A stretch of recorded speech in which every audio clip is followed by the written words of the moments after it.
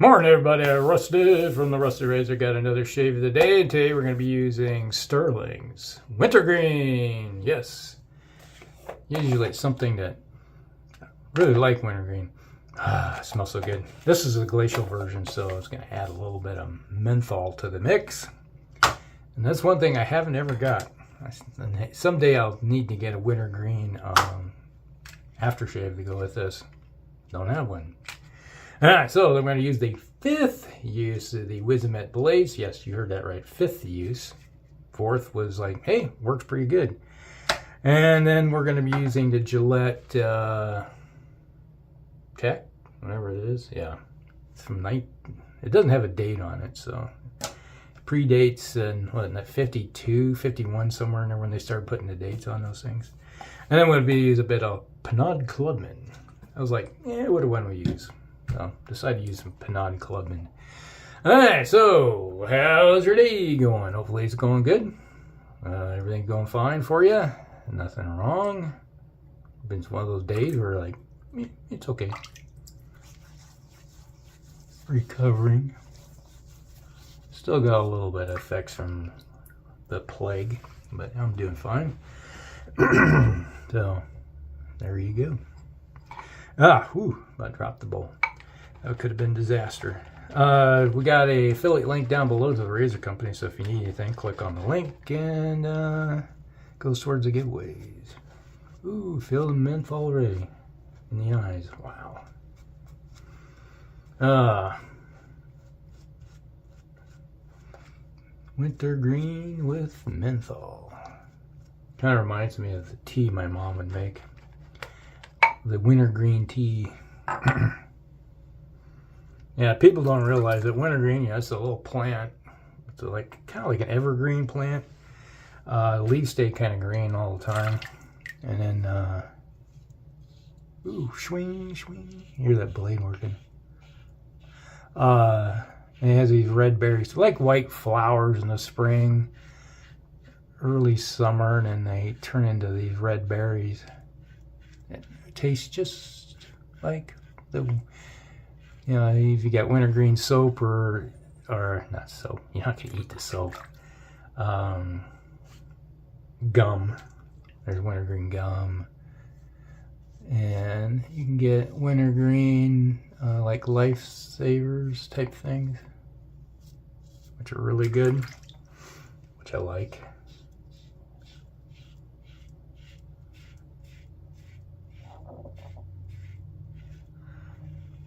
And you go out into the woods, and when I lived in Minnesota, I haven't looked for any in Iowa. There might be some in Iowa. Hard to say.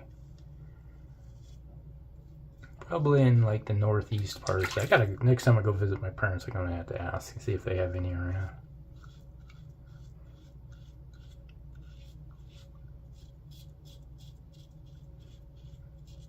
But yeah, when the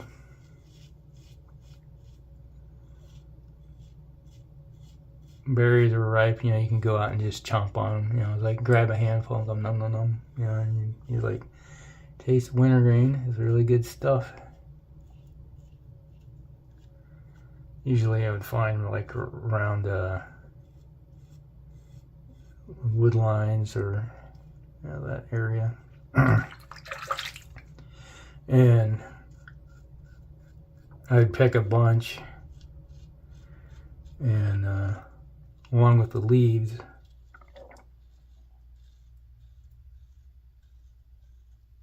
and bring back to the house, and my mom would dry out the berries and dry out the leaves, because she made a tea. She'd also put like rose hips in it, and kind of like where I learned to love tea so much is that she'd make this homemade tea out of all the leaves that you could eat. And one of these teas she'd make would be wintergreen tea, which was good. It was like, I was like, I like wintergreen.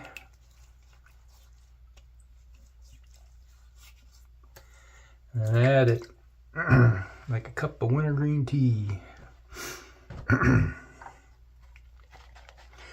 One thing, yeah, you couldn't eat a lot of this stuff. It's like, well, wintergreen, like oils and, you know, concentrated, that's bad for you. It's poisonous, but, you know, anything in large quantities will kill you. So you always have to go.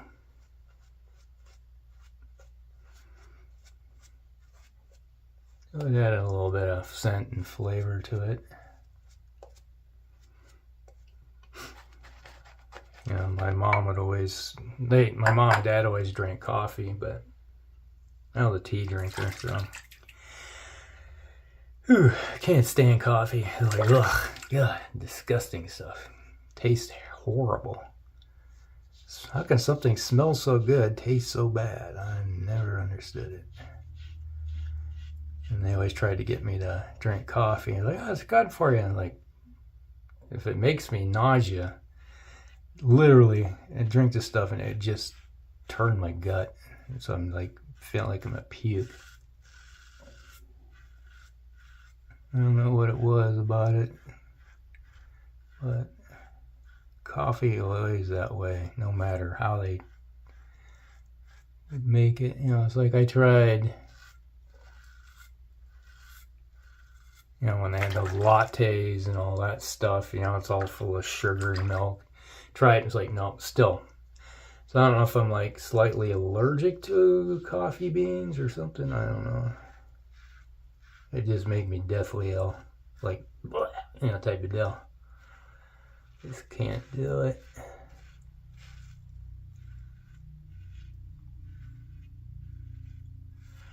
Tea, on the other hand, I can slam that stuff like crazy.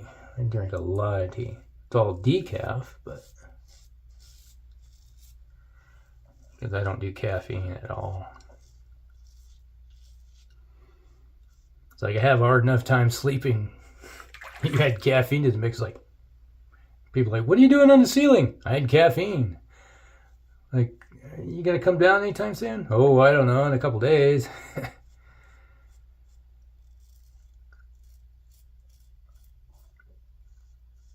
Right now, this blade feels like it go to number 6. Feeling good.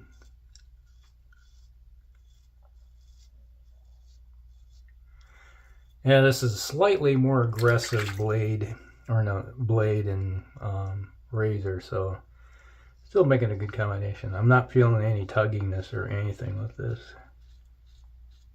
combo. And that's the thing, is you get a really good blade, like these Wizamets and the 7 o'clock blacks and the feathers, you know, it's like I can go 7 shades easily with these blades. That's the thing. Really good quality.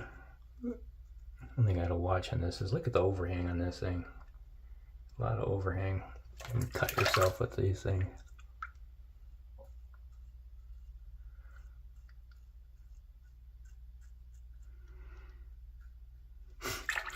And next thing you know, I've been quite a few times where I slashed an ear or lobe. That's typically what happens. This is like the earlobe, like, ouch, dang it, blood everywhere. And my wife was like, what'd you do to your ear? Shaving. Your ear? And I'm like, well, overhang on the razor got me. It snagged me. Lopped off my ear. Better glue it back on.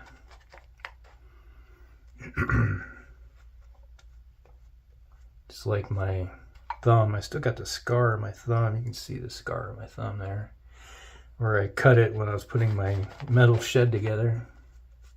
I had a big old flap of skin because it just went deep, you know. It's like you had to, like, your skin's both like this, so I cut it open like that, and this flap, and so I put some super glue in there and slammed it back together and super glued it back together. And then eventually the body will kick out the portion that was super glued together, and then it peels off. But still kind of rough a little bit. But it's a pretty decent gouge out of my thumb. Burned, but you know, it's like, hey, field expedient fix. Told my wife that, and she was like, ugh. Like, you did what? I super glued my thumb back together.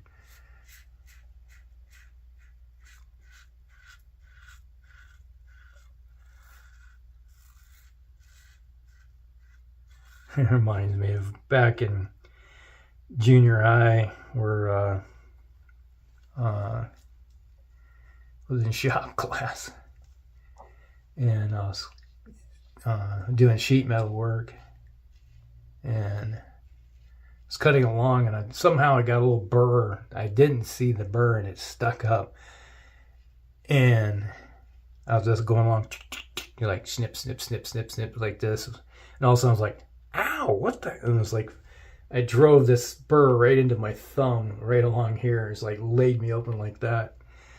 And I was like, oh, crap. This hurts. So I go over to Mr. Prusman, who was our shop teacher. He was also our track and football coach, too. And I'm standing there going, doo-doo-doo-doo. I'm like holding my palm like this, you know, with my thumb, and it's filling up full of blood, big old pool of blood. And like just standing there, and he's talking to these two girls about their project, and they're like trying to explain to him what the heck they're supposed to do. And they weren't getting it. And he just like trying to explain. I'm just sitting there bleeding. Like, and he looks over and goes, hey, what'd you do? Like, I cut my thumb. And he looks at you, ooh, that's a lot of blood. He looks at, come here. We go back into where his office area, he had a sink and stuff, and he's all right, wash that out. And he looks at it, oh, that ain't so bad. So he gets on a thing of super glue, and he goes, your whole stuff, he goes, pulls it together, super glues it back together. And I was like, damn, that burns. Language. Like, ow. He's like, oh, I understand, it hurts, but language. I am a teacher. So I was like, yeah, okay. And he puts a big old Band-Aid on it and everything. And we come back out, and the girls are like, are you okay? And he's like, what happened? Oh, he just cut his thumb off. He's like, you cut your thumb off? And like, yeah, but we spot welded it back on. It's like, they were like, oh my God, you spot welded his thumb on? It's like, you just hear him go, stupid idiots. Dumb gullible. That was hilarious.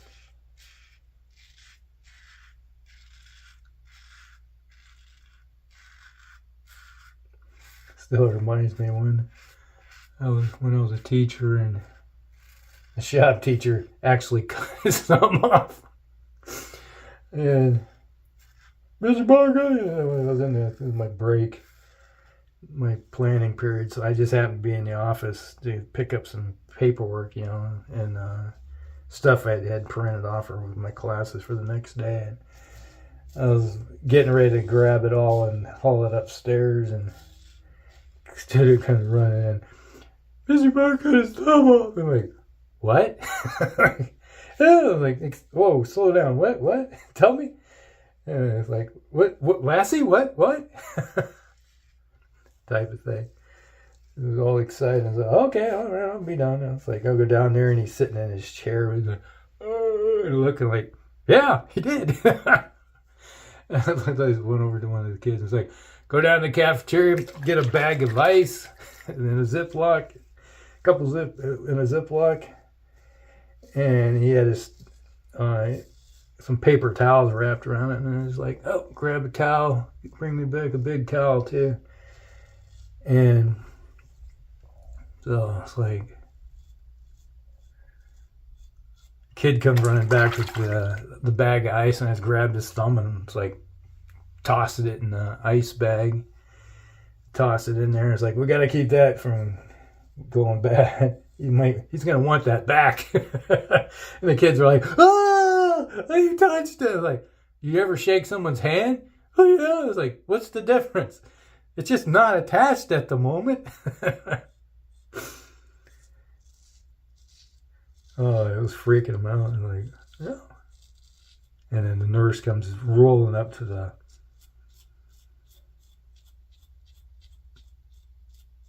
because she happened to be, you know, because I yelled like, "Go get the nurse!" to one of the kids, and like, that wasn't your first thing to do, is get the nurse. And she come rolling up with her car. I had already wrapped up his hand and a towel. You know, feel expedient first aid. Got his thumb bagged up, and she was roll up, and they said, "How are we gonna get in the car?" And I said, and he's like, "I can't stand." And I was like, "I'm woozy," and I was like, "Just stay in the damn chair." So he's in a roller chair, and I just roll it right out into the parking lot, and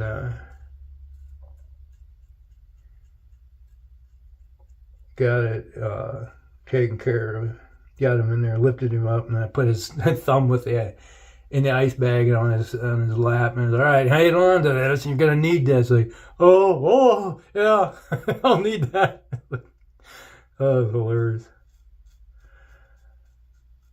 And it's like, okay, so it was my planning period, and the kids are like, "Oh, is he gonna be?" I was like, "Oh, he's just gonna have surgery, reattach. It's no big deal. It's been done." My brother had this done. Like, his thumb's just gonna be a little shorter. And what he did was, he was demonstrating on the table saw and what to do, you know, safety procedures. And I said, "What the heck happened?" And it was like, "Oh, he's on it," because his thumb was still laying on the table saw. And he was demonstrating what happened, and he was pushing the thing forward, and it kicked back, and his hand went forward, and like, oh, okay. It's like, you need a bigger push board. And so I was like, okay. So I just demonstrated in the class, you know. So I took over the period for him because I wasn't doing anything. So I took over that, and it's like, okay, here's the safety procedures you got to do. It's like, you know what you're doing. It's like, I took shop class for 6 freaking years in junior high and high school. That's a lot of stuff. And like when I first got out of college, and I was a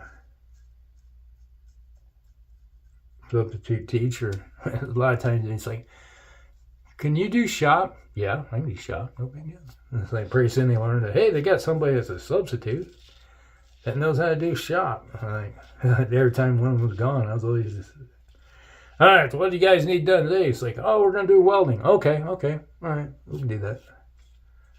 And it's like, they loved it, because otherwise, if they didn't have a person who know what to do, it'd just be sitting there and study hall type thing. Like, "No, get your asses to work. You got projects, get your projects done. Let's go." And they'd ask advice and everything. "Oh, yeah, I'm planning on doing this project here." "Okay, what kind of wood are you going to do?" I'm like, "Well, I'm thinking pine." "No, you don't want to do that with pine. You're doing it with maple." "Maple? Yeah, the color is going to be great." And they go get a piece of maple, and you look at the grain and everything, and they go, "Oh, okay, yeah, I see what you're saying. Yeah." All right. "No, you want this in oak. It's going to be a little more expensive, but it's going to look cool. That's the thing. You want to look cool." So,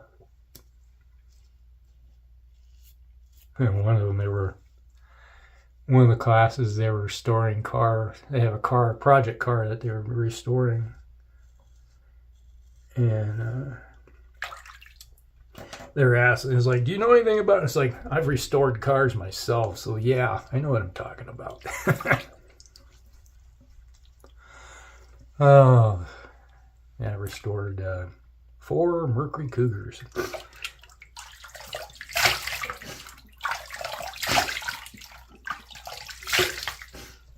It's like having an uncle that owned a body shop repair facility when I was knee-high to a grasshopper.